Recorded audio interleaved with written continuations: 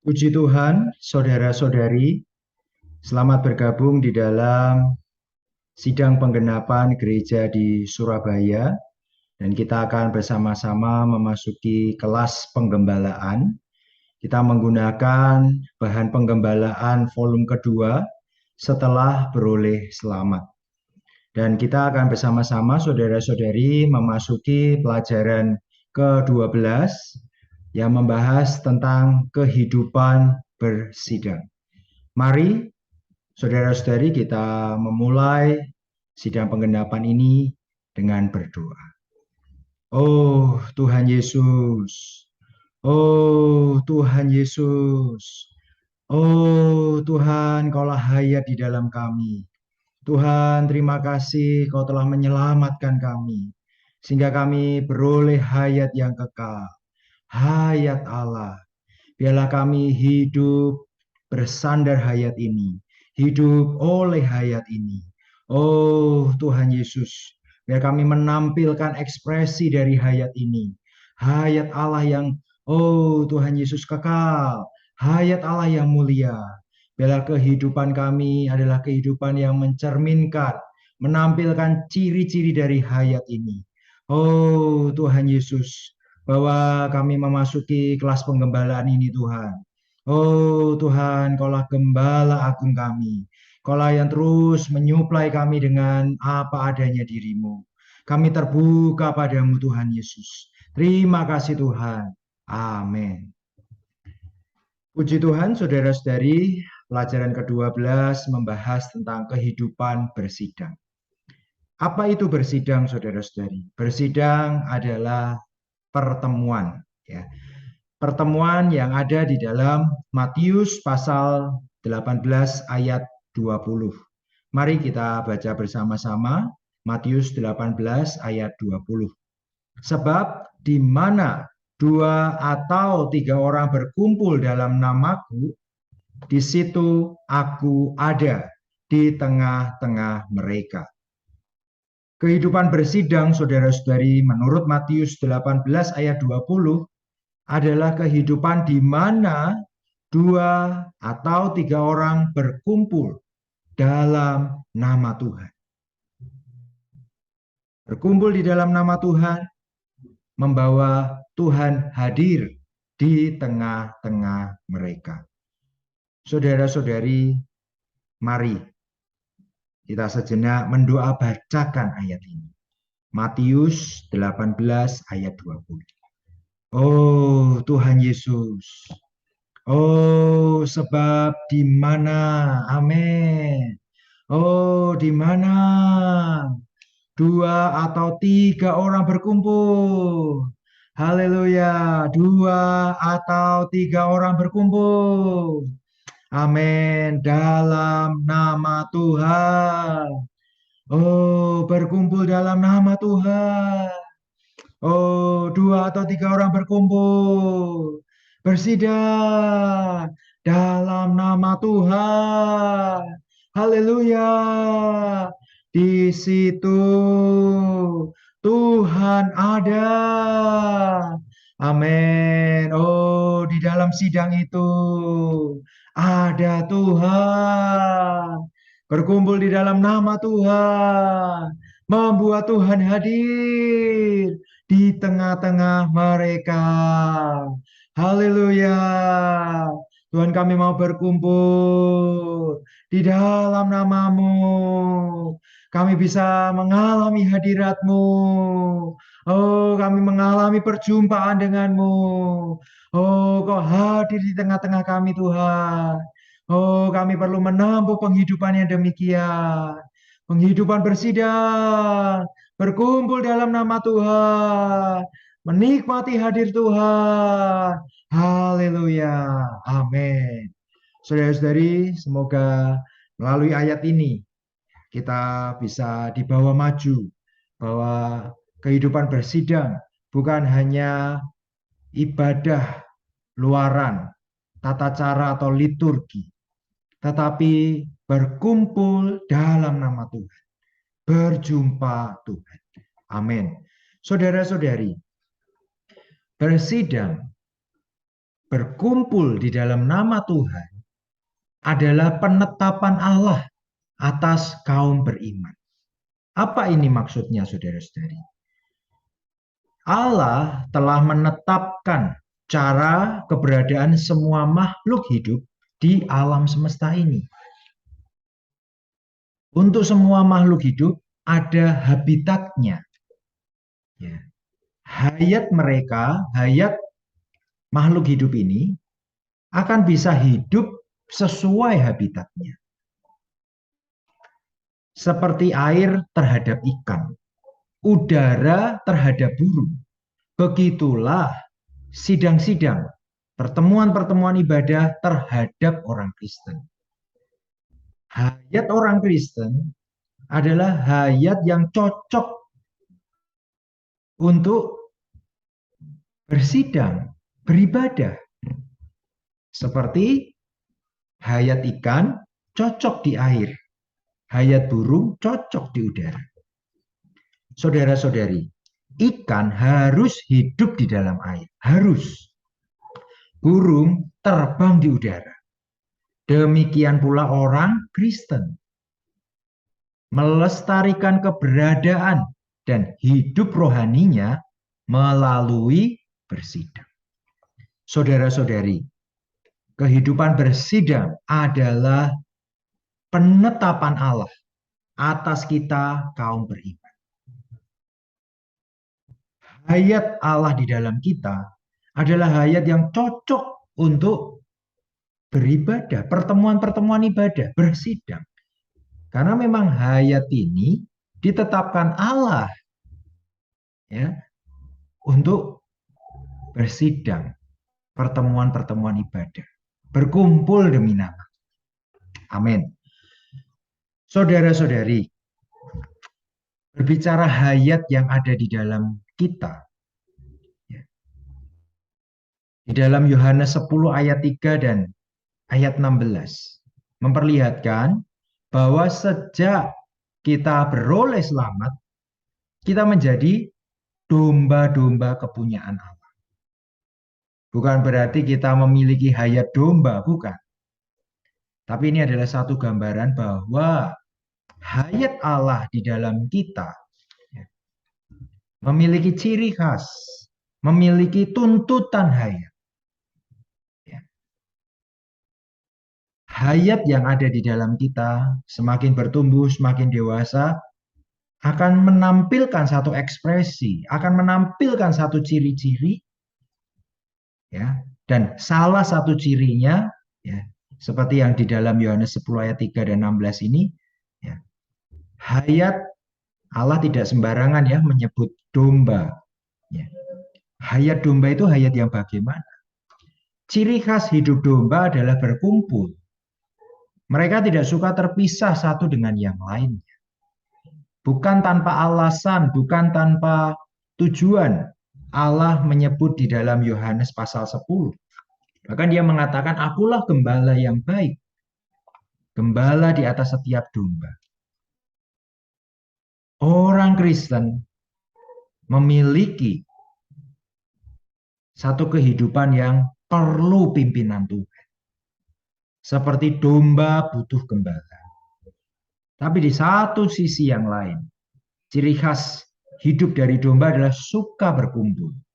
Tidak suka terpisah dengan yang lain. Ini menjadi kehidupan kita juga seharusnya sebagai orang Kristen.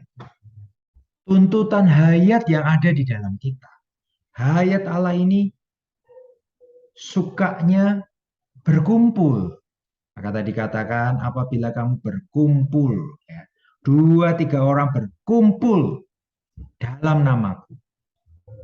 Berkumpul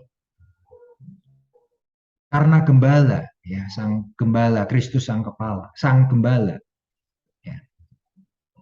Inilah seharusnya yang menjadi kehidupan orang Kristen. Saudara-saudari, Alkitab bahkan tidak hanya menyebut kita sebagai domba Tuhan. Nah, ini berbicara domba secara keseluruhan. Lebih-lebih menyebut sebagai menyebut kita sebagai kawanan dombanya.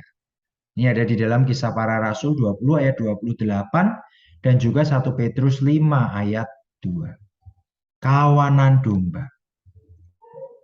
Ya, sangat baik bisa melihat bahwa hayat Allah di dalam kita adalah hayat yang tidak individu.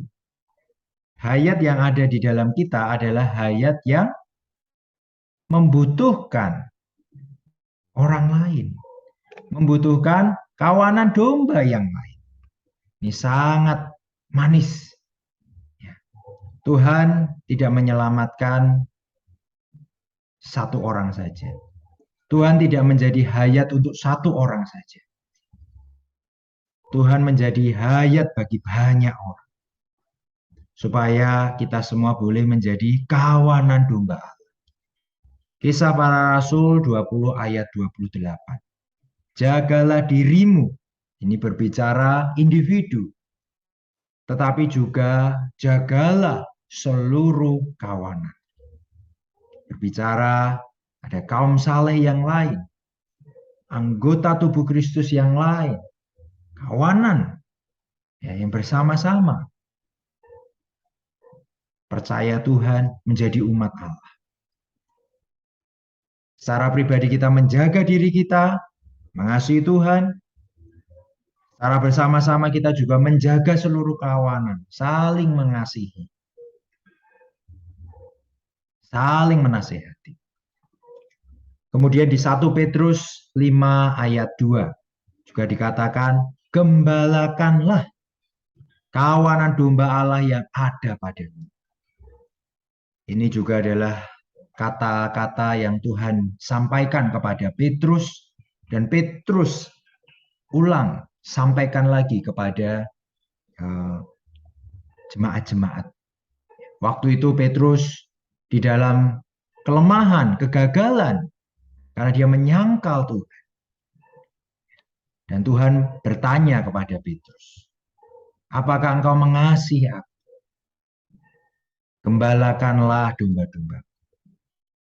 Dan sekarang di 1 Petrus 5 ayat 2, Petrus kembali mengutarakan apa yang Tuhan Yesus pernah sampaikan kepada dia. Gembalakanlah kawanan domba Allah. Saudara-saudari, kita adalah kawanan domba Allah. Kita tidak hidup sendiri. Kita harus saling. 2-3 orang berkumpul dalam nama. Kita harus bersama-sama di dalam nama Tuhan, di dalam hadirat Tuhan, saling menggembalakan, saling menjaga. Inilah tuntutan hayat rohani di dalam kita, saudara-saudari. Kita bukan orang Kristen yang diselamatkan individu, tetapi kita diselamatkan bersama-sama menjadi kawanan domba Allah. Kisah Para Rasul 20 dan juga 1 Petrus pasal 5 membuktikan bahwa kita adalah kawanan domba Allah. Puji Tuhan. Sampai di sini saudara-saudari kita jelas bahwa ciri khas hayat yang ada di dalam kita, hayat Allah yang hidup di dalam kita adalah hayat yang hamba bisa berjumpa, bersekutu, ya, berkumpul bersama dengan anak-anak Allah, hayat Allah yang ada di atas setiap orang Kristen. Ini akan membawa kita tidak melihat perbedaan, tidak melihat perbedaan warna kulit, kebudayaan, ya, hal-hal yang membedakan, hal-hal yang meluara. Kenapa? Karena di dalam kita ada hayat yang sama. Hayat ini salah satunya, ya, tidak cuma satu-satu, salah satunya hayat ini senang berhimpun bersama, senang bersidang, senang bertemu. Karena hayat ini adalah hayat Allah, ya, hayat yang tidak individu, hayat yang mengasihi, tidak suka terpisah satu dengan yang lain. Karena itu saudara-saudari, pentingnya kita memiliki kehidupan bersidang. Ya. Tadi sudah kita bahas di dalam Matius pasal 18 ayat 20. Tuhan khusus berjanji secara khusus bila 2 atau 3 orang, tidak sendirian, 2 atau 3, standarnya sangat minimal. Standar minimalnya 2 saja atau 3 berkumpul dalam namanya, yaitu bersidang di dalam namanya, ia pasti ada di tengah-tengah mereka. Karena itu penting bagi kita mengenal apa itu bersidang. Apa itu bertemu dengan kaum saleh. Kita berkumpul di dalam nama Tuhan dan di dalam hadirat. Saudara-saudari, semoga kita semakin jelas bahwa sidang bukan hanya rutinitas harian, mingguan, tetapi bersidang adalah untuk membawa kita di dalam nama Tuhan dan membawa kita di dalam hadirat Tuhan. Berjumpa dengan Tuhan. Bersama-sama menikmati hadirat Tuhan. Saudara-saudari, bahkan di dalam sidang, apabila kita berjumpa dengan setiap saudara-saudari di dalam Tuhan, Ibrani 10 ayat 24 dan 25 dikatakan, marilah kita saling memperhatikan supaya kita saling mendorong dalam kasih dan dalam perbuatan baik. Janganlah kita menjauhkan diri kita dari pertemuan-pertemuan ibadah kita. Saudara-saudari, bersidang membuat kita bisa saling memperhatikan, saling mendorong di dalam kasih dan di dalam perbuatan baik. Saudara-saudari, berkumpul di dalam nama Tuhan membawa kita masuk ke hadirat Tuhan. Di dalam hadirat Tuhanlah ada kasih, ada perbuatan baik yang akhirnya membuat kita bisa saling memperhatikan, saling mendorong. Karena itu, Rasul Paulus di dalam Ibrani mengatakan, jangan kita menjauhkan diri dari pertemuan-pertemuan ibadah kita.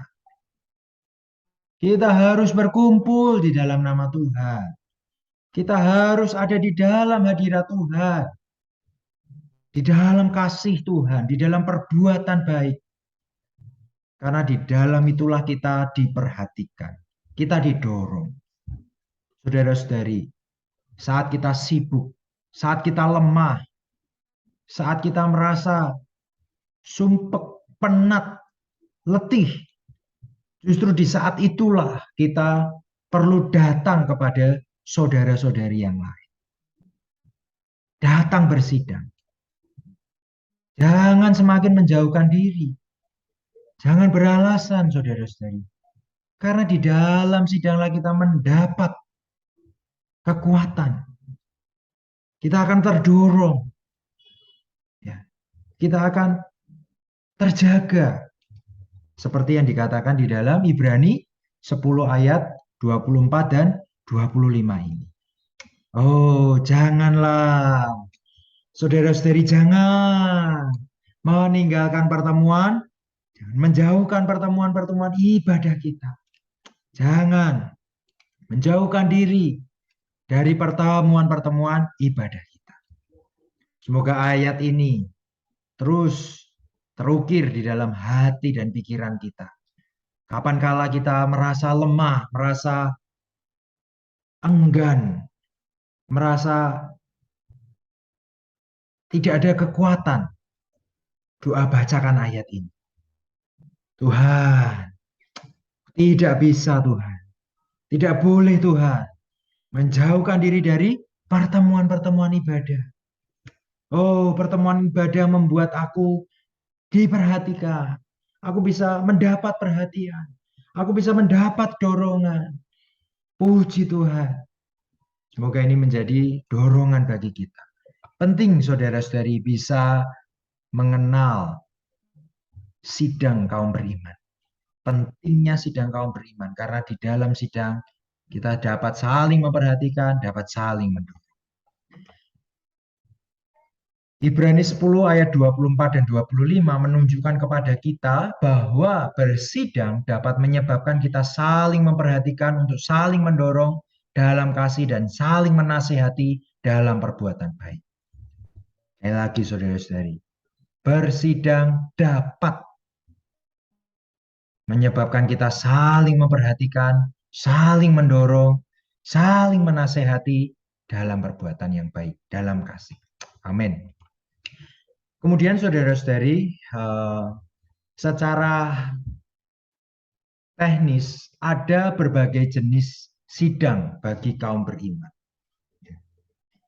Apa itu sidang? Kita nanti akan membagi di dalam beberapa jenis sidang. Poinnya bersidang adalah membawa kita bersekutu dengan Tuhan dan bersekutu dengan kaum beriman. Nah, itu yang terpenting. Yang pertama, saudara-saudari, jangan meninggalkan pertemuan-pertemuan ibadah. Nah, sidang yang pertama yang perlu kita hadiri adalah sidang pemecahan roti. Ada di dalam 1 Korintus 11 ayat 23 sampai 25. Inilah tubuhku yang diserahkan bagi kamu, perbuatlah ini menjadi peringatan akan aku.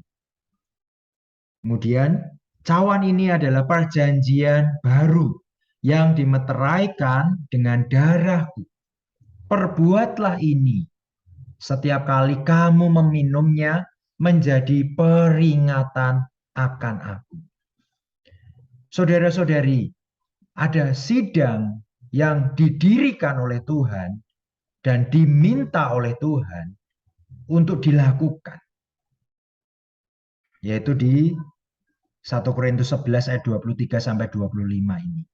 Perbuatlah ini. Ini adalah permintaan Tuhan. Yaitu sidang pemecahan roti. Mengingat tubuh dan darah Tuhan. Tubuh yang telah diserahkan, darah yang telah tertumpah sebagai peringatan. Untuk memperingati apa, saudara-saudari? Jadi sidang pemecahan roti sangat penting, harus kita hadiri. Memecahkan roti berarti makan perjamuan malam Tuhan, memperingati Tuhan yang telah mati bagi kita. Saudara-saudari, bahkan di ayat tidak tertulis di sini ya, di ayat yang ke-26. Lakukanlah ini ya, untuk memperingati kematianku sampai aku datang kembali. Itu di 1 Korintus pasal 11 ayat 26. Sebab setiap kali kamu makan roti ini dan minum cawan ini, kamu memberitakan kematian Tuhan sampai Ia datang. Jadi ini adalah satu sidang yang kita kerjakan, perbuat sampai Tuhan datang kali kedua. Kemudian saudara-saudari, sidang yang kedua adalah sidang doa. Sidang doa bukan hanya sekedar doa-doa biasa. Karena doa bersama dengan kaum saleh, ya, doa semacam ini lebih berkuasa daripada doa perorangan. Karena doa ini mampu mengikat di bumi apa yang telah terikat di surga. Dan melepaskan di bumi apa yang telah dilepaskan di surga. Jadi sidang doa, doa-doa kaum saleh di sidang ini adalah doa-doa yang mengikat dan melepaskan apa yang ada di surga. Doa yang sangat mempengaruhi pekerjaan di surga. Di sini kita mengikat, di surga juga terikat. Di sini kita melepaskan, di surga juga melepaskan. Itu ada di dalam Matius 18 ayat 18 sampai 20. Ya, penting sekali untuk bisa menempuh penghidupan sidang berdoa, sidang doa ya saudara-saudari. Kemudian selanjutnya adalah sidang pendaya gunaan karunia rohani serta saling membangun. Ini ada di dalam 1 Korintus 14 ayat 26. Bila mana kamu berkumpul, hendaklah tiap-tiap orang mempersembahkan sesuatu, tetapi semuanya itu harus dipergunakan untuk membangun. Sidang pemecahan roti membawa kita mengingat Tuhan. Sidang doa membawa kita bersatu dengan pekerjaan Tuhan yang surgawi. Kemudian sidang pendayagunaan karunia rohani adalah untuk membangun. Saudara-saudari, sidang yang ketiga ini adalah sidang yang saling. Ya. Bila kita berkumpul, hendaklah tiap-tiap orang ya menggunakan ini untuk membangun. Ya. Saya terbangun, saudara-saudari terbangun. Inilah sidang yang saling. Karena itu ada istilah, mari kita membagi nikmat. Ya. Apa yang kita nikmati, apa yang kita alami, kita bagikan. Supaya itu juga bisa membangun yang lain. Saya terbangun di aspek ini. Saya mengalami Tuhan di aspek ini. Mari saudara-saudari juga terbangun dan mengalami Tuhan di aspek ini. Saling. Sehingga tubuh Kristus terbangun.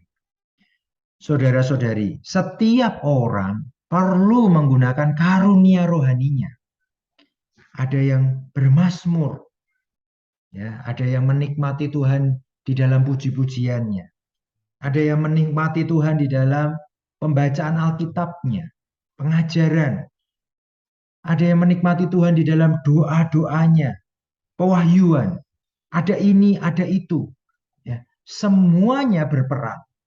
Semuanya bisa mempersaksikan apa yang mereka alami di dalam Tuhan. Dan pasti tujuannya adalah untuk membangun, membina orang lain, menguatkan orang lain, mendorong orang lain. Karena itu jangan meninggalkan pertemuan-pertemuan ibadah kita. Mari kita gunakan karunia rohani untuk bisa saling menasehati, saling mendorong, ya, dan saling membangun.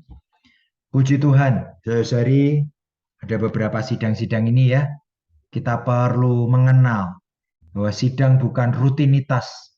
Waduh, hari ini sidang ini, aduh, hari ini sidang itu, waduh, sidang lagi, sidang lagi. Kok tiada hari tanpa sidang? Saudara-saudari, dengan adanya sidang, berarti kita ada hadirat Tuhan. Dengan adanya sidang, berarti kita ada kekuatan rohani. Kita terbangun, disegarkan, kerohanian kita bisa dikuatkan. Puji Tuhan. Selanjutnya, saudara-saudari, ini mungkin tidak familiar, tetapi ini yang dikerjakan oleh para rasul di kitab Kisah Para Rasul. Ada sidang mendengarkan berita. Itu ada di dalam Kisah Para Rasul 15 ayat 30 sampai 31. Saat itu Rasul memanggil seluruh jemaat berkumpul, lalu menyerahkan surat itu kepada mereka. Ini adalah tulisan Rasul ya. Setelah membaca surat itu, jemaat bersukacita karena isinya yang memberi penghiburan. Ya. Jadi Rasul menulis surat kepada jemaat dan surat itu dibaca, didengar bersama-sama. Itu adalah kisah dari Paulus dan teman-temannya ketika tiba di Antioquia. Mereka mengumpulkan kaum saleh untuk membacakan surat yang ditulis oleh para rasul dan para penatua di Yerusalem di bawah pimpinan Roh Kudus.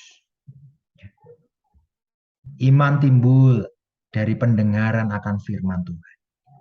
Sepertinya tulisan dari manusia, tetapi saudara-saudari, tulisan manusia ini di bawah pimpinan Roh Kudus. Ya, semua di dalam perjanjian baru ya adalah tulisan manusia.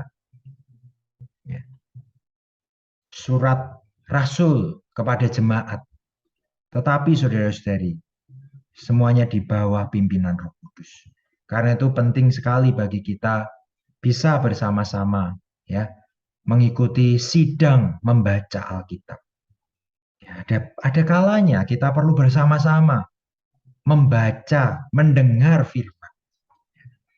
Biasanya kalau kita membaca Alkitab sendiri ada banyak godaan, ada banyak rintangan. Tetapi kalau kita bisa menetapkan waktu bersama dengan saudara-saudari, sidang membaca Alkitab, mendengar pembacaan Alkitab, kita akan dikuatkan, kita akan didorong.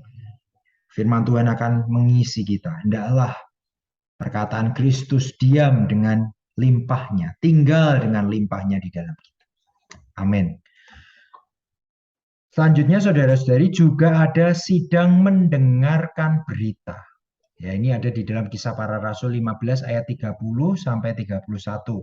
Jika tadi di dalam Kisah Para Rasul ya sama Kisah Para Rasul 15 ayat 30 31 memanggil seluruh jemaat berkumpul lalu menyerahkan surat itu kepada mereka.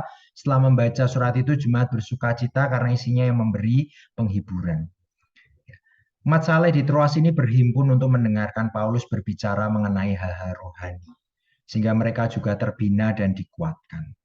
Saudara-saudari, ya, tidak hanya kadang bersama-sama membaca, tapi kita juga bisa saling mendengarkan.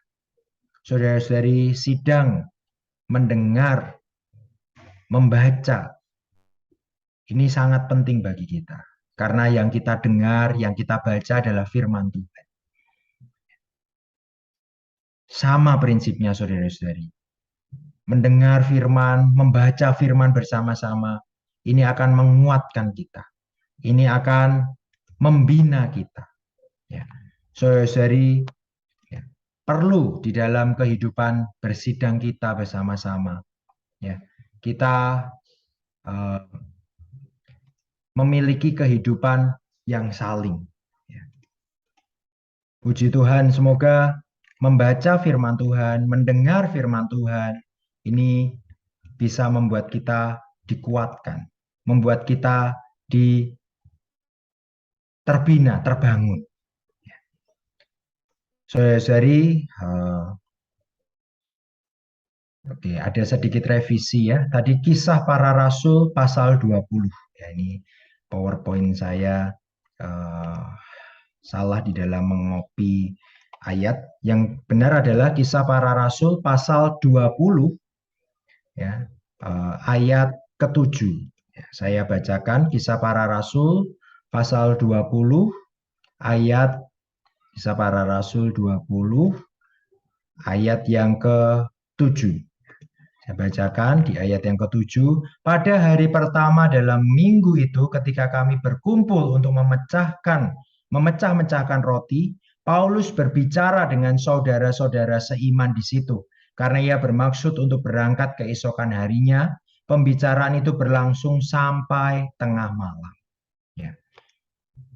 Kisah Para Rasul 20 ayat 7, ya, umat saleh di Troas berhimpun untuk mendengarkan apa yang Paulus katakan. Ya.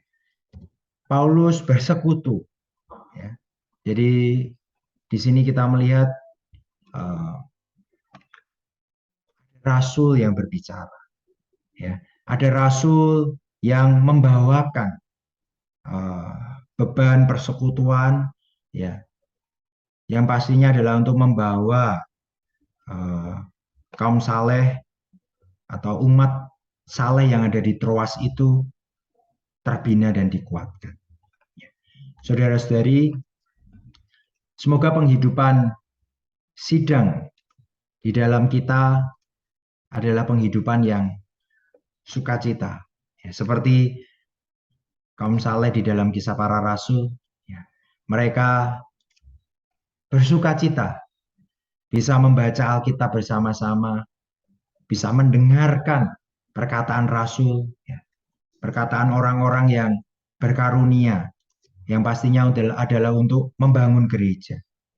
Saudara-saudari, semoga kehidupan rohani kita adalah kehidupan yang terus bersidang, kehidupan yang mendapat manfaat dari bersidang.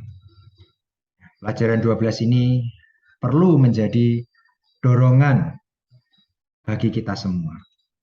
Baik, saudara-saudari, saya telah revisi tadi untuk sidang mendengarkan berita, ya, di dalam Kisah Para Rasul 20 ayat 7. Amin. Baik, saudara-saudari, kita akan bersama-sama berkidung.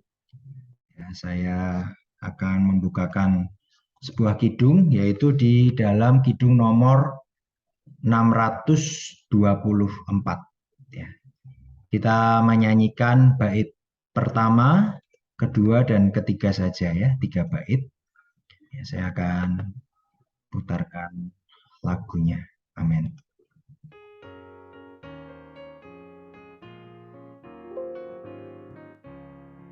Setiap sidang bawa Kristus dan semua kelimpahannya, persembahkan pada Allah, kita pamer Kristus. Mari pamer Kristus, mari pamer Kristus. Semua membawa limpahnya, kita pamer Kristus.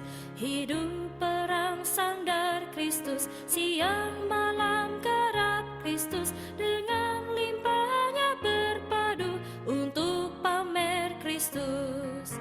Mari pamer Kristus, mari pamer Kristus. Semua membawa limpahnya, kita pamer Kristus.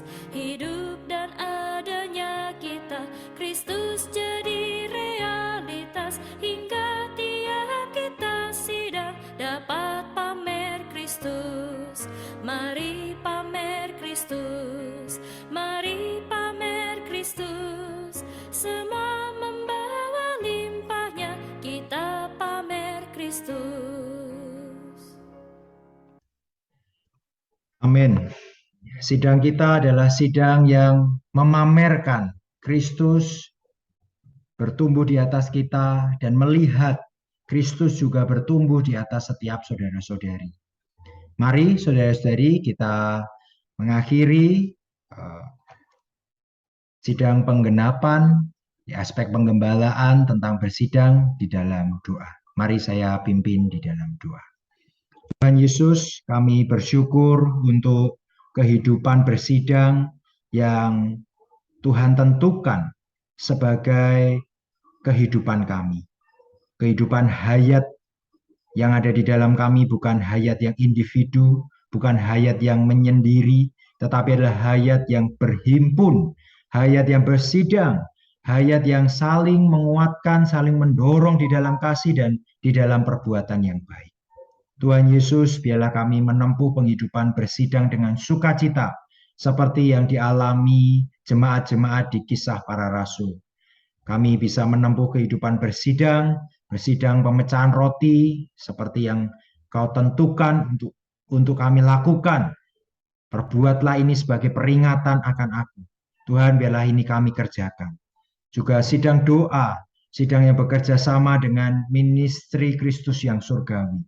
Kami juga menempuh satu penghidupan berdoa bersama saudara-saudari.